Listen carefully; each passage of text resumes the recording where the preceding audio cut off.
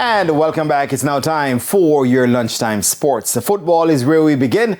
Now, weather permitting, Jamaica's Reggae Boyz will embark on a history-making run when they take on Canada in the first leg of their CONCACAF Nations League quarterfinal tie at the National Stadium this evening starting at 7.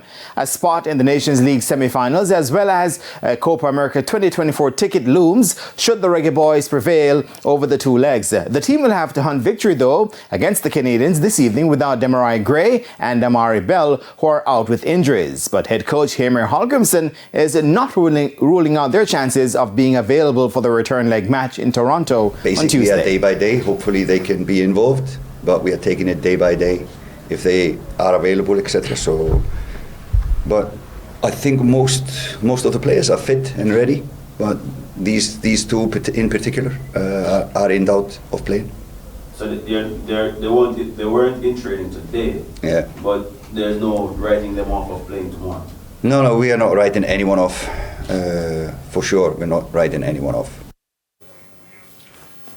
Athletics news now. The 2025 World Athletics Championships is the next major global event that 400-meter athlete Christopher Taylor will be eligible to compete in after being handed a 2-year and a 4-month ban for an anti-doping rule violation.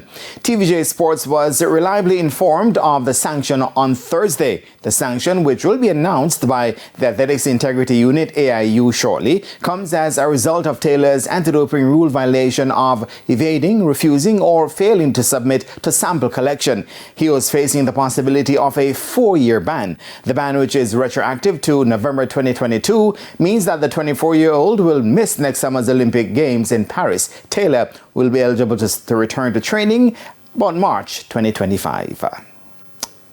And that's it for your lunchtime sports. And I am Jermaine Brown. Shane, back to you.